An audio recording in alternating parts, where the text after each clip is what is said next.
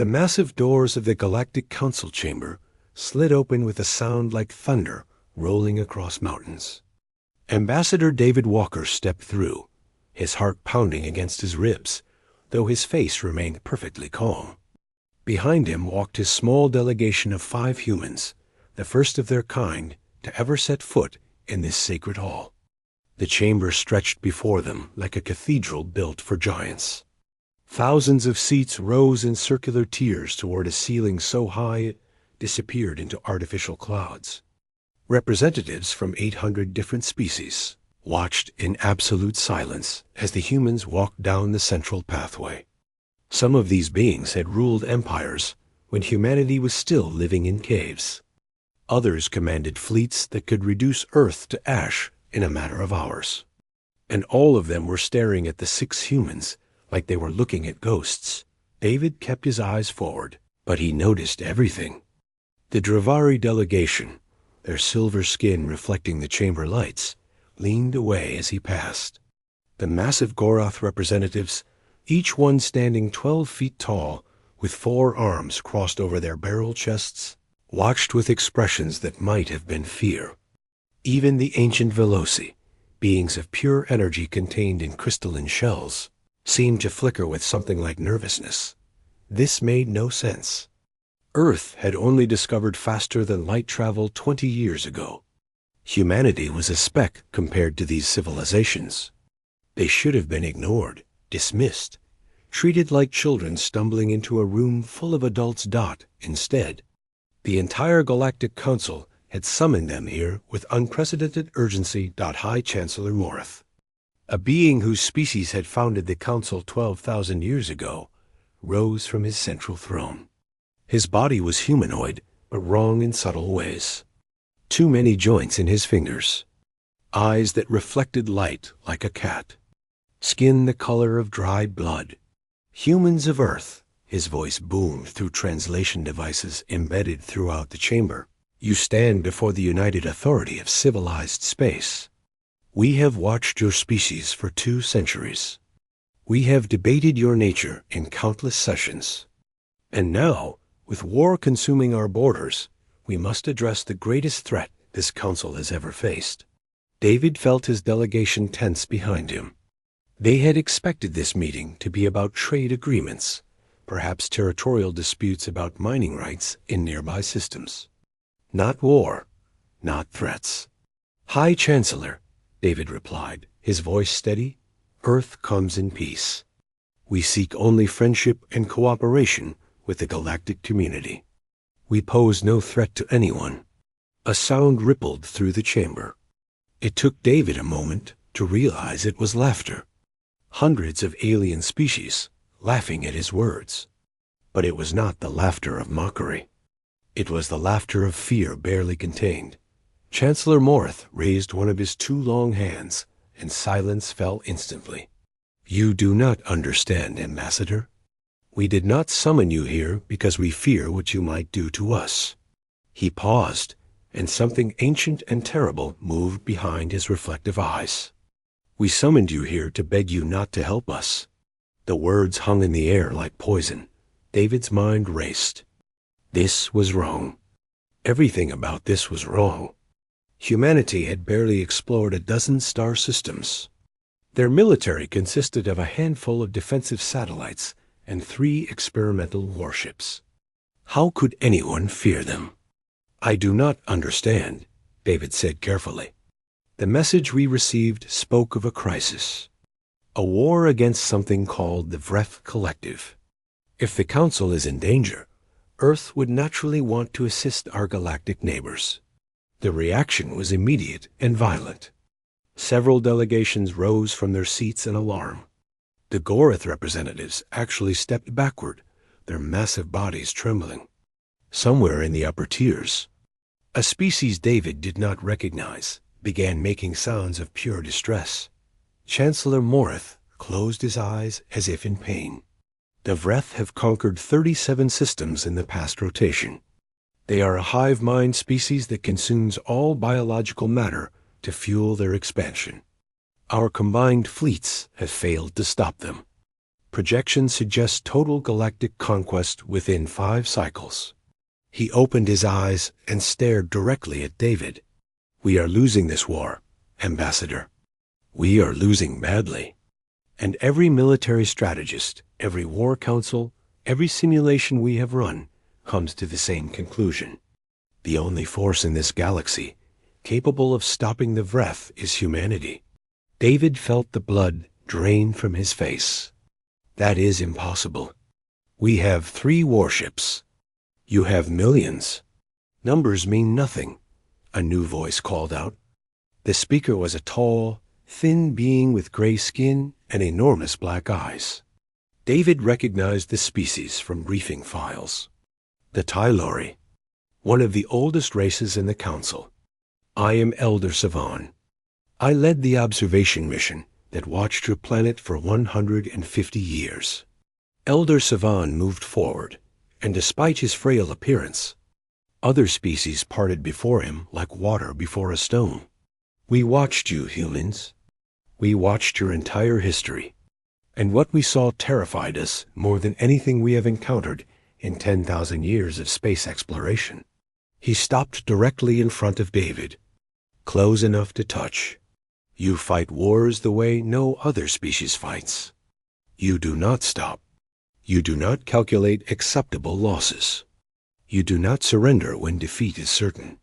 You simply find new ways to kill, new weapons to build, new strategies to employ.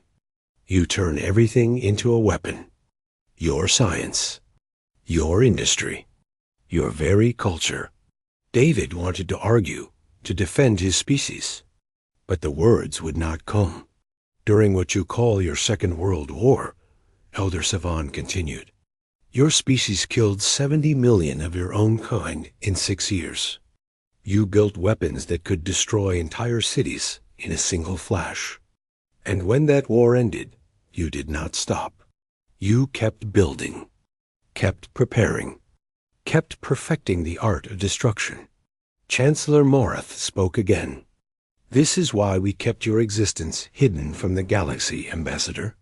This is why we limited your expansion, manipulated your development, ensured you remained contained within your small corner of space. Because we knew that if humanity ever joined a galactic war, you would not stop until every enemy was destroyed. And then, Elder Savan added softly, you might decide that you had new enemies. David finally found his voice. You have been manipulating us, controlling our development, for your protection and ours, Chancellor Morath replied. But now the Vreth threaten everything. Some on this council believe we should ask for your help. Others believe that unleashing humanity would be worse than the Vreth themselves. The chamber erupted in arguments. Species shouted at each other in dozens of languages. The translation system struggled to keep up with the chaos. David stood in the center of it all, his mind racing. Everything he thought he knew about humanity's place in the universe had just been shattered. They were not newcomers stumbling onto the galactic stage. They were a weapon. A weapon so terrifying that ancient civilizations had spent centuries keeping them contained. And now, facing extinction, those same civilizations were debating whether to remove the safety and point that weapon at their enemies. David looked up at the chaos surrounding him, and somewhere deep inside, a cold understanding began to form. The galaxy feared humanity for a reason, and now he needed to find out exactly what that reason was. He pulled out his communication device and sent a single encrypted message back to Earth. It read simply, "They know what we are. Begin Protocol Omega." The message vanished into the void of space, and somewhere on Earth, lights began turning on in buildings that were not supposed to exist, deep beneath the frozen mountains of Antarctica. General Rebecca Stone stood before a wall of screens that showed something no human outside this facility had ever seen. The true military strength of Earth, not the 3 experimental warships the galaxy knew about, not the defensive satellites that protected their solar system, but 1,200 vessels hidden in underground shipyards across 6 continents. weapon systems that had been developed in absolute secrecy for 2 decades. An army of 2 million soldiers trained specifically for extraterrestrial combat. Protocol Omega had been activated. And now Rebecca had to decide what humanity would become. Her second in command, Colonel James Drake, stood beside her with a tablet displaying Ambassador Walker's full report from the council chamber. The revelations were staggering. Alien manipulation of human development. Hidden observation missions spanning centuries. A galactic war that threatened to consume everything. They have been watching us since before we invented the airplane, James said quietly. Every major conflict. Every technological breakthrough. They saw all of it. Rebecca nodded slowly. And they were afraid. The most advanced civilizations in the galaxy looked at humanity and felt fear. Can you blame them? James pulled up historical records on his tablet. I reviewed the observation files Ambassador Walker managed to extract. They watched the Mongol conquests, the Roman legions, Napoleon, the World Wars, Vietnam, every horror we have ever inflicted on each other. And what did they conclude? James hesitated before answering. That we are fundamentally different from every other intelligent species they have encountered.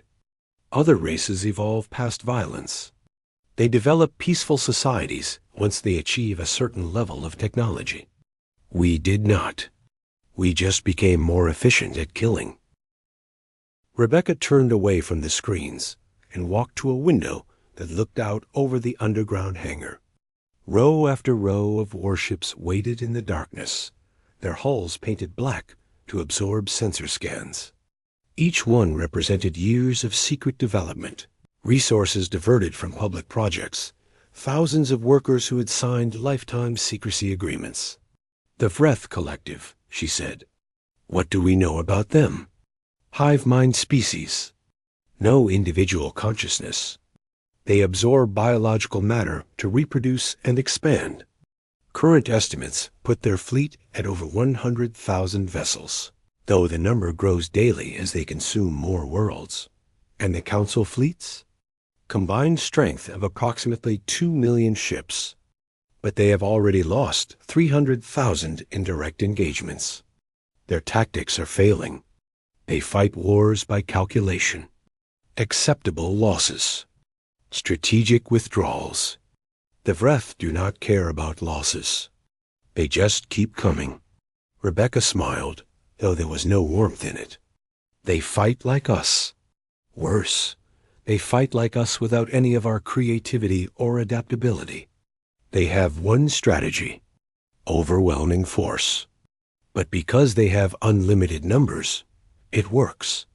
Then why does the Council think we can stop them? James set down his tablet and looked directly at his commanding officer. Because we are the only species in the galaxy that has spent our entire existence preparing for exactly this kind of enemy. An enemy that does not stop. An enemy that cannot be negotiated with. An enemy that must be completely destroyed. The words hung in the recycled air of the underground facility. Rebecca thought about her own career.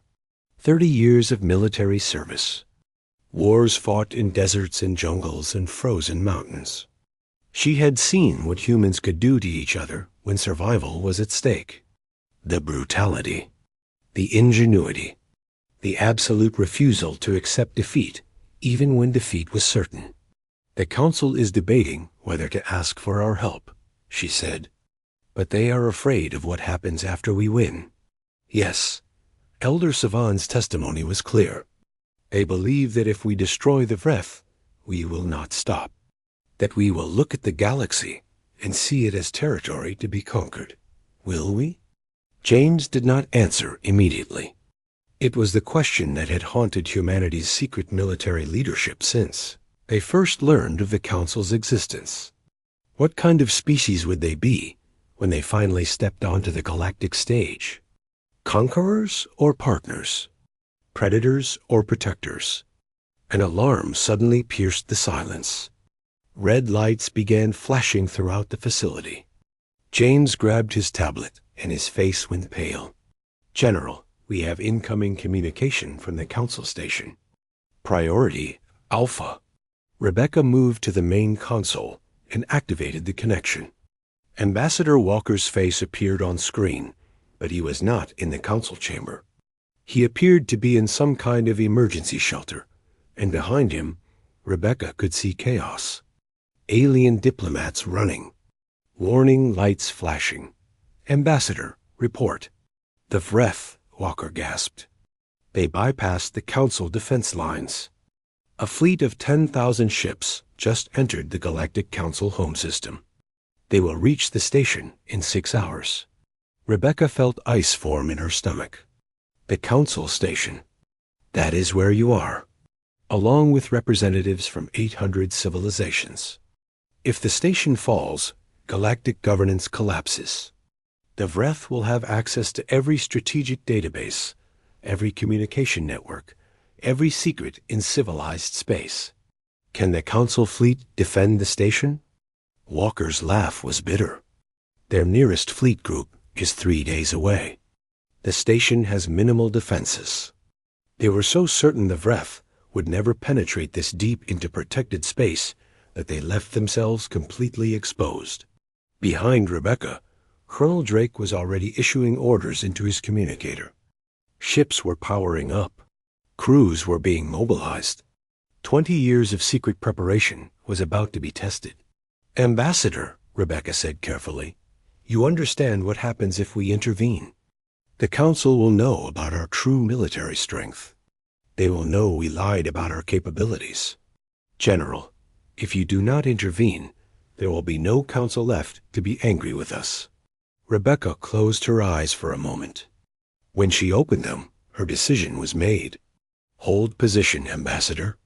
Keep the Council leadership alive by any means necessary. We are coming. She terminated the connection and turned to face her command staff, who had gathered behind her during the conversation. You all heard. This is the moment we have been preparing for. Not the war we expected, but a war nonetheless. General, Colonel Drake said quietly, if we reveal ourselves now, everything changes. The galaxy will know what humanity truly is. Then let them know. Rebecca's voice was steel. Let them see exactly what happens when you threaten people we have sworn to protect. All ships launch in 30 minutes. We jump to Council space in 1 hour. Our fleet cannot arrive in time, Drake protested. Even at maximum speed, we are 2 hours behind the Vreth. Rebecca smiled, and this time there was something dangerous in her expression. Then we better make sure those 2 hours are very unpleasant for anyone trying to take that station. Contact our forward intelligence teams. I want every dirty trick, every improvised weapon, every desperate strategy we have ever developed ready for deployment. You want us to teach the Council how humans fight? No, Colonel. I want us to teach the Vreth why the Council should never have kept us caged. The underground facility exploded into controlled chaos as humanity prepared to announce itself to the galaxy. Not as newcomers seeking acceptance. Not as peaceful explorers hoping for friendship, but as the nightmare that ancient civilizations had spent centuries trying to prevent. And somewhere in the void of space, 10,000 Vreth vessels moved closer to their target, completely unaware that they were about to encounter something far more terrifying than anything they had ever consumed. The Council station was dying. Ambassador David Walker could feel it in the vibrations running through the deck plates, could hear it in the distant explosions that grew closer with each passing minute. The Vreth had arrived faster than anyone predicted. Their bioorganic vessels had latched onto the outer hull like parasites, drilling through reinforced metal to inject their soldiers into the corridors. David crouched behind an overturned security console, a plasma pistol in his hands that an alien guard had given him before dying. Around him huddled 17 diplomats from various species, none of them warriors, all of them terrified. Elder Savan was among them, his ancient body trembling but his dark eyes still sharp. "They will breach this section within minutes," Savan said. "The Vreth absorb organic matter through contact. If they reach us, death is not the worst outcome. They will add our biological material to their collective. Our memories, our knowledge, everything we are will become part of them." A younger diplomat, a Dravari female named Kira, made a sound of despair. "The fleet is too far away. No one is coming to save us." David checked his weapons charge. Nearly empty. He had killed 3 Vreth soldiers in the last hour, discovering that the creatures could be destroyed if you hit them with enough concentrated energy. But each kill had cost him precious ammunition, and the Vreth had numbers beyond counting. "Someone is coming," David said quietly, Savan's enormous eyes fixed on him. "Your message. Protocol Omega. What did it mean?" "It meant that Earth has been lying to you for 20 years. David saw no point in hiding it now. We knew you were watching us. We knew you feared us. So we let you see what you expected to see. A primitive species slowly developing, harmless, contained. And the truth? An explosion rocked the corridor outside their shelter. Screams echoed through the station, some alien, some human. The staff workers and diplomats from Earth's small presence on the station were fighting alongside the alien security forces, buying time with their lives. The truth is that humanity spent the last 2 decades building a military specifically designed to fight a galactic war. 1,200 warships, 2 million trained soldiers, weapon systems you cannot imagine. Savan stared at him for a long moment. "You knew this day would come." "We suspected. When we learned that the galaxy was afraid of us, we had 2 choices. We could try to prove we were peaceful, knowing that no one would ever believe us. Or we could prepare for the moment when our true nature would be needed. And you chose preparation. We chose survival." Another explosion, closer this time. The lights flickered. Emergency systems were failing across the station. David activated his communication device, hoping the signal could still reach anyone. "This is Ambassador Walker to any human forces. Do you read me?" Static. Then a voice, crystal clear despite the chaos. "Ambassador, this is Captain Helena Torres of the U's Vengeance. We are 3 minutes from your position." David's heart nearly stopped. "Captain, the Vreth fleet has 10,000 ships. How many did we send?" 47, Ambassador. The advance force. The main fleet is 2 hours behind us. 47 ships against 10,000. It was suicide. It was impossible. It was exactly what David expected from his species. "Captain, I should warn you about Vreth combat tactics." Torres interrupted him with a sound that might have been a laugh. "With respect, Ambassador, we have been studying these creatures since the Council first encountered them. We know exactly what we are walking into. Then you know you cannot win with 47 ships." "We do not need to win, Ambassador. We need to hold for 2 hours. That is a very different objective." The communication cut off, and David turned to face the aliens surrounding him. "My people are coming. 47 warships against 10,000. Kira the Dravari shook her head. "That is not a rescue. That is a massacre. You do not know humans very well," David replied. In space above the council station, Captain Helena Torres stood on the bridge of a ship that should not exist. The Vengeance was not elegant like council vessels. It was brutal, angular, covered in weapons that alien species had never seen.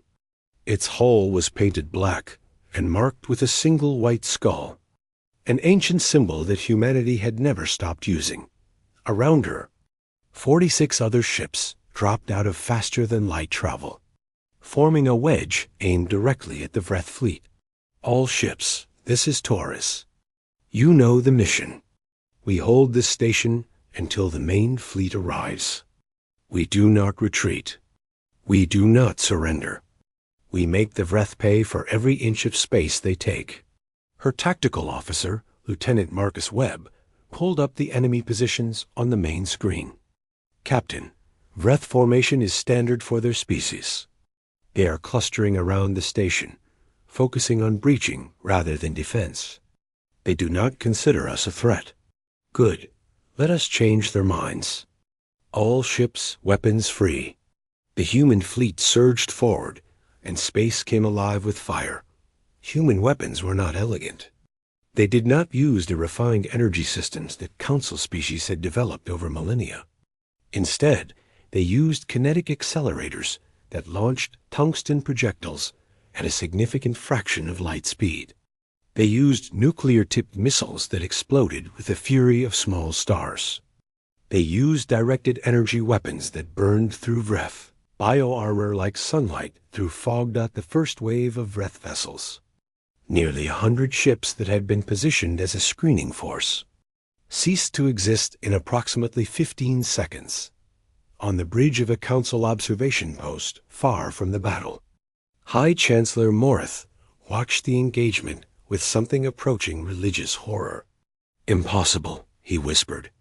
They destroyed 100 Vreth ships in a single pass. His military advisor, a Goroth strategist named General Thresh, was running calculations on his console with all 4 hands. Their weapons are primitive but devastating. No finesse, no precision, just overwhelming destructive force. They fight like the Vreth themselves. No. General Thresh looked up, his massive face pale. They fight worse. The Vreth consume. These humans annihilate. They are not trying to win the battle. They are trying to cause maximum casualties before they are destroyed. Chancellor Morith watched as another human ship, its hull torn open and atmosphere venting into space, accelerated directly into a cluster of Vreth vessels. The resulting explosion destroyed 11 enemy ships. They used their own dying vessel as a weapon. They planned to do that, General Thresh said. Look at the formation. Their damaged ships are moving to intercept the largest Vreth concentrations. They are not retreating to save their crews. They are seeking targets for their deaths. The battle raged on. Human ships fell one by one, but each death cost the Vreth dozens of vessels. The 47 ships became 40, then 30, then 20. And still they fought, each captain maneuvering their dying craft to cause maximum damage with their final moments. On the council station, David and the survivors heard the distant thunder of the battle through the hull. The Vreth advance had stalled. Their soldiers were being recalled to defend against the unexpected human assault. Elder Savan stood at a viewport, watching explosions bloom in the void beyond. They are sacrificing themselves, he said quietly. Every ship, every crew member. They know they cannot win, and they fight anyway. David nodded. That is what humans do. We do not surrender. We do not accept defeat. We just keep fighting until there is nothing left to fight with. Why? Why would any species choose certain death over survival? David thought about his ancestors. The soldiers who had stormed beaches knowing most would die. The firefighters who had climbed burning towers knowing they would never come down. The countless ordinary people throughout history who had given everything to protect strangers.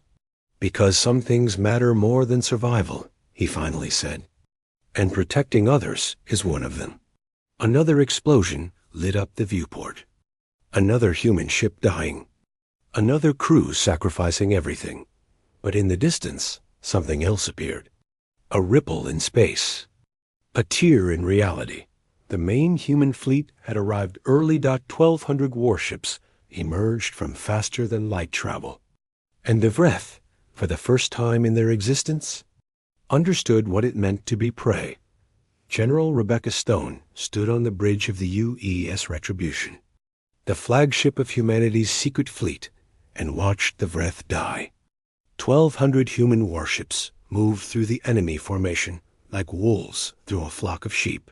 The Vreth had numbers, but humanity had something far more valuable. They had rage. All squadrons execute pattern Omega-7, Rebecca commanded. No survivors. No retreat. No mercy. The tactical display showed the battle in real time. Human ships were not fighting defensively. They were hunting, pursuing damaged Vreth vessels, finishing off wounded enemies, ensuring that nothing escaped to warn the main collective. This was not warfare as the galaxy understood it. This was extermination. Captain Torres, if Vengeance had survived, her ship barely functional but still firing. Of the original 47 advanced ships, only 9 remained. But those 9 ships had destroyed over 600 Vreth vessels before the main fleet arrived. General, Colonel Drake called from his station. Vreth command vessel identified. They are attempting to retreat. Track them. All ships within intercept range converge on that vessel. Sir, it would be strategically acceptable to let them flee. The remaining Vreth forces will collapse without leadership. Rebecca turned to face her second in command. I know. Then why pursue? Because we are not fighting for the Council, Colonel. We are sending a message to every Vreth in this galaxy. When you attack what we protect, we do not stop until you are extinct. The human fleet surrounded the Vreth command vessel. 50 ships against 1, their weapons charged and ready. The alien craft was massive, a biological nightmare nearly 10 kilometers long, pulsing with the absorbed matter of 1,000 conquered worlds. This is General Rebecca Stone of the Earth Defense Force to the Vreth Collective. You have attacked a civilian station under human protection. You have killed human citizens. Your existence is no longer acceptable. The Vreth response came not in words, but in action. The command vessel launched everything it had, a desperate storm of bioorganic projectiles and smaller attack craft. Human ships took hits. Some were damaged. A few were destroyed. The human response was overwhelming. Kinetic accelerators tore through the Vreth hull. Nuclear warheads detonated against its armored surface. Energy weapons carved trenches through its living flesh. The command vessel died slowly, screaming frequencies that translated to pure agony across every communication channel. And when it was over, when the massive craft was nothing but debris drifting through space, General Stone made another announcement. To all surviving Vreth forces, you have 1 hour to evacuate Council space. Any vessel remaining after that time will be destroyed. This is not a negotiation. This is your only warning. The surviving Vreth fled. For the first time in their species' history, they ran from an enemy. Not because they had calculated acceptable losses. Not because retreat was strategically optimal. But because they were terrified. On the Council station, Ambassador David Walker emerged from the shelter to find a corridor filled with alien bodies. Security forces who had died defending the diplomats. Human staff members who had fought with improvised weapons. And Vreth soldiers, dozens of them, killed in close combat. Elder Savan walked beside him, stepping carefully over the carnage. Your people fought them hand to hand, the ancient alien observed. With knives and bare hands when their weapons failed. We do not give up easily. You do not give up at all. Savan stopped before the body of a young human woman. A junior diplomat David had known. She had a Vreth tendril wrapped around her throat, but her fingers were buried in the creature's central nerve cluster. They had killed each other. She could have surrendered. Let them absorb her painlessly. Humans do not surrender to things that would destroy what we love. A communication came through on David's device. General Stone's voice. Ambassador Walker, are you alive? Barely, General. What is our status? The Vreth have been driven from Council space. We are beginning search and rescue operations on the station. I am told the Council leadership survived. They did. Thanks to your advance fleet. There was a pause. The advance fleet lost 38 ships, Ambassador. Over 3,000 crew members. They knew they were going to die when they jumped into this system. And they came anyway. They volunteered. When we told them the mission, every ship in range volunteered. We had to turn people away. David closed his eyes. 3,000 lives. 3,000 families who would receive notifications. 3,000 people who would never go home. And every one of them had chosen to die for strangers they had never met. The Council will want to speak with us, David said finally. They have questions. Let them question. We have nothing to hide anymore. The galaxy knows what human HFY is now. Time to find out if that scares them more than the Vreth did. The communication ended, and David began walking toward the council chamber. Around him, the station was chaos. Damaged systems. Wounded survivors. Dead bodies being collected for proper burial rites, according to 100 different traditions. But the station survived. The council survived. 800 civilizations had been pulled back from the edge of extinction by a species. They had spent centuries trying to contain. High Chancellor Morith was waiting in the chamber when David arrived. The alien leader looked older somehow, damaged by what he had witnessed. The other council members were gathering slowly, many of them wounded, all of them traumatized. Ambassador Walker, Morith said, his voice barely above a whisper. Your people saved us, we did. You also terrified us. The way your ships fought. The way your crews sacrificed themselves. The brutality of your weapons. He paused. We have never seen anything like it. No, you have not. Your people are monsters. David felt anger rise in his chest, but he controlled it. Your people spent 2 centuries studying us. You watched our worst moments. Our wars, our atrocities. Our capacity for destruction. Yes. Did you also watch the firefighters who ran into burning buildings to save strangers? The doctors who worked without sleep to heal the sick? The soldiers who threw themselves on grenades to protect their friends? Morith did not answer. Humanity is capable of terrible things, David continued. We know this better than anyone. We have seen what we can do when we turn against each other. But we are also capable of incredible sacrifice. We will die for people we have never met. We will fight impossible odds for causes we believe in. We will burn ourselves to ash to protect those we love. He stepped closer to the High Chancellor. You were right to fear us. But you were wrong about why. We are not dangerous because we are violent. We are dangerous because we care. And when something threatens what we care about, we will do anything to stop it. The council chamber fell silent.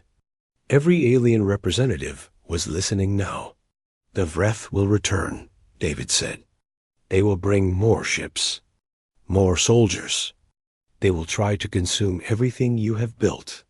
When that happens, you will have a choice. Face them alone, the way you always have, and watch your civilizations fall one by one. Or stand with humanity and watch us turn the full force of our nature against your enemies. Chancellor Morith stood motionless for a long moment. Then, slowly, he bowed his head. What do you want from us, Ambassador? David thought about the question, about everything humanity had endured to reach this moment. The centuries of hidden observation, the secret military buildup, the 3,000 crew members who had died today. We want a seat on this council, full membership, equal voice in galactic affairs. And what do you offer in return? Protection. When the Vreth return, when any enemy threatens the council, humanity will stand between you and destruction. We will be your shield. Morith raised his head. And if someday you decide to become the threat, then I suppose you will have to trust us. David smiled, and there was something ancient and dangerous in his expression. After all, You have been watching us for 200 years. You know what we are. The question is whether you believe we can choose to be something more. The council debated for 3 hours. In the end, they voted. 800 civilizations, making the most important decision in galactic history. Humanity was granted full membership, and somewhere in the void of space, the Vreth Collective received reports of what had happened, of the fleet destroyed, of the command vessel annihilated, of the strange species that had appeared from nowhere and fought like nothing they had ever encountered. The collective began preparing for war. A real war.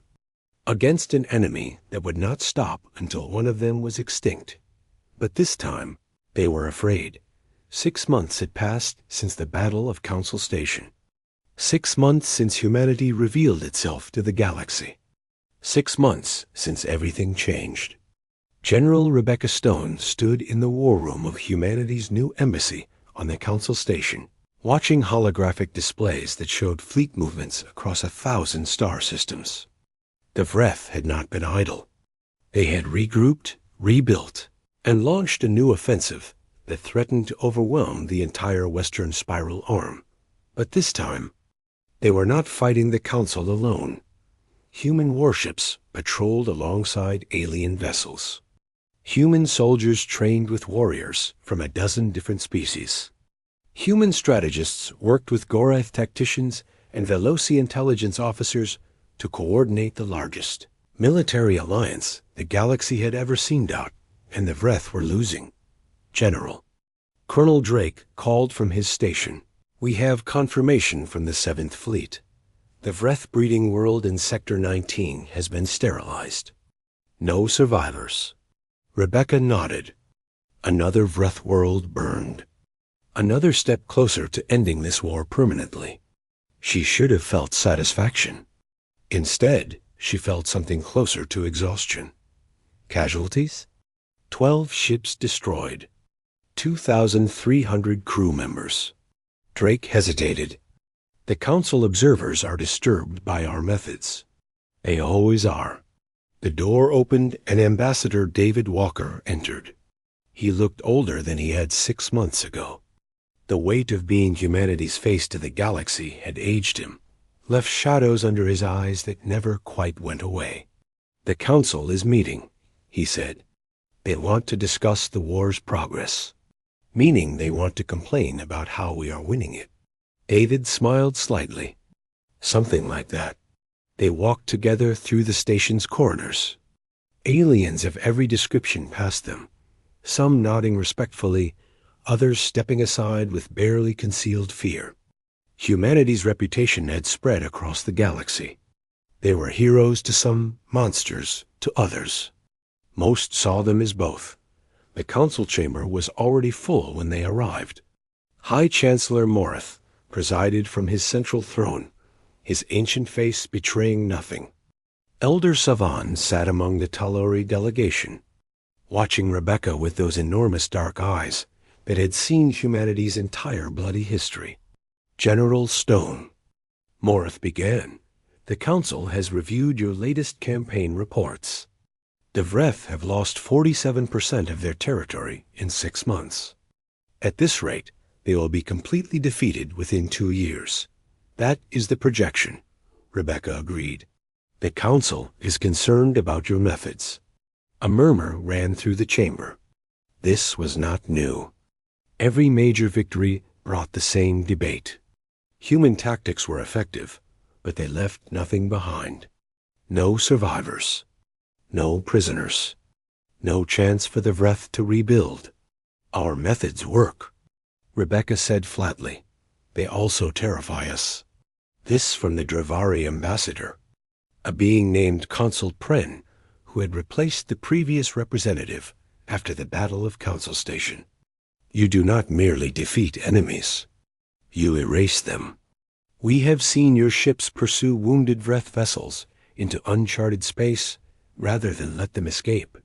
We have seen your soldiers continue fighting after sustaining injuries that would kill any other species. The Vreth do not surrender. They do not negotiate. They exist only to consume. The only way to stop them is complete destruction. And when the Vreth are gone? Consul Pren pressed.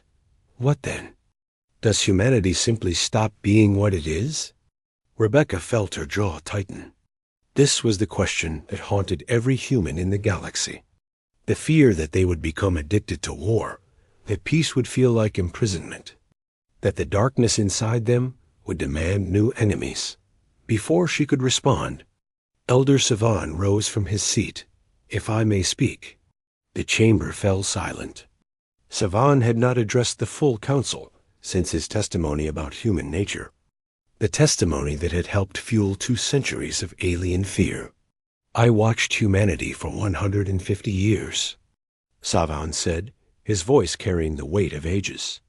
I saw their wars, their cruelties, their endless capacity for destruction. I wrote the reports that convinced this council to contain them, to hide them, to fear them. He walked slowly down the chamber steps, his ancient body moving with careful dignity. I was wrong. The murmurs became a roar of confusion. Savan raised one thin hand, and silence fell. I saw what humans could do when they turned on each other, but I failed to see what they could do when they fought together, when they had something to protect. He stopped in front of Rebecca. General Stone, I have studied your career, your family history, your species' entire military tradition. And what have you concluded? That humans are indeed weapons, the most dangerous weapons this galaxy has ever produced. Savan turned to face the council. But weapons do not choose their targets. They do not feel guilt. They do not mourn their fallen. They do not build schools and hospitals on conquered worlds. They do not adopt orphan children from species that were their enemies 6 months ago. Rebecca felt something shift in her chest. He was right. Human forces had begun humanitarian operations in liberated territories, helping alien populations rebuild, caring for survivors of Vreth attacks regardless of their species. I have watched General Stone cry over casualty reports, Savan continued. I have seen her soldiers risk their lives to save alien civilians they had never met. I have observed Ambassador Walker spend 18 RS negotiating aid packages for refugee populations. He looked up at High Chancellor Morath. Yes, humans are capable of terrible destruction, but they are also capable of something we overlooked in our centuries of observation. They are capable of choosing not to destroy. Every day, they make that choice. Every battle, they control the darkness within themselves. That is not weakness. That is a strength we do not possess. The chamber was completely silent. The Vreth do not choose, Savan concluded. They simply consume. They are monsters without conscience. Humans are something far more complex. They are monsters who chose to become guardians. And perhaps, if we are wise, we will stop fearing them and start learning from them. High Chancellor Morath sat motionless for a long moment. Then he spoke. The Council will take Elder Savan's testimony under consideration. General Stone, you may continue your operations as planned. The meeting adjourned, but the conversations continued in small clusters throughout the chamber. Rebecca found herself standing alone by a viewport, looking out at the stars. David joined her. That was unexpected, he said quietly. Savan spent 150 years watching us. I suppose he deserved to form his own conclusions. Do you believe what he said? That we can choose not to be monsters? Rebecca thought about the question. About the 3,000 soldiers who had died at Council Station. About the millions who had fallen in the 6 months since. About the Vreth worlds that had been reduced to ash. I believe we can try, she finally said. Every day, every battle, we can try to be more than our worst impulses. And if we fail, then we will have destroyed the Vreth anyway. At least the galaxy will be safe from them, even if they have to deal with us instead. David laughed, but there was no humor in it. That is disturbingly practical. I am a soldier. Practical is what I do. A communication alert chimed. Colonel Drake's voice came through. General, we have detected a massive Wrath fleet massing at the edge of known space. Intelligence estimates suggest this is their final reserve force. Everything they have left. Rebecca straightened. How many ships? 50,000. They are preparing for a final offensive. All or nothing. She looked at David, then back at the stars. Somewhere out there, the Vreth were gathering for one last desperate attack. The largest battle in galactic history was approaching, and humanity would be at the center of it. Tell the fleet to prepare, Rebecca commanded. Full mobilization. Every ship we have. General, 50,000 Vreth vessels. Even with council support, we will be outnumbered 3-1. Rebecca smiled. It was not a warm expression. Good. I was worried this might be too easy. She walked out of the chamber, leaving David alone by the viewport. He watched her go, then turned back to the stars. Humanity had been caged for 2 centuries, feared and contained by civilizations that did not understand them. Now they were free. Now they were fighting for something greater than themselves. And soon, very soon, the galaxy would see exactly what happened when humanity stopped holding back. The war was not over, but for the first time in 10,000 years, the Vreth had reason to be afraid. And somewhere on Earth, children played in parks and learned in schools, completely unaware that their species was fighting for their survival among the stars. They were the reason humanity fought. They were the reason humans would never stop. They were the light that made the darkness worth controlling. The final battle was coming, and humanity would be ready not as monsters, not as weapons, but as guardians of everyone who could not protect themselves. That was the choice they made, every single day.